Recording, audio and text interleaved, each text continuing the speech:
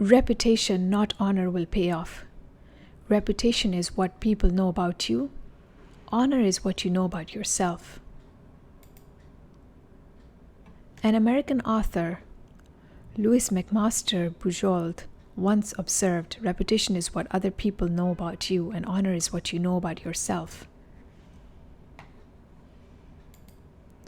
Reputation is the opinion that others have formed about you.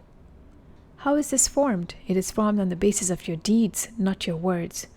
Reputation represents your external personality, while a sense of honor is your own inner perception of yourself. It is like self-praise, that is believing you're so-and-so, without taking into account what others think of you. Your reputation is like a check that can be cashed at the bank. The market knows you by your reputation and not through self-perception. You cannot cash in your self-perception or your sense of honor in the market. If you want to have a place for yourself in society, you have to create a reputation for yourself by your deeds.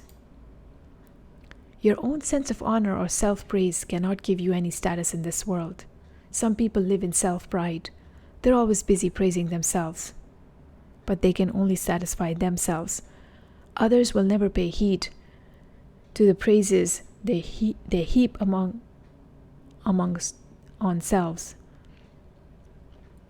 Moreover, if you yearn to develop a quality that is something that you don't actually possess, it will lead to some fruitless, unrealistic course of action.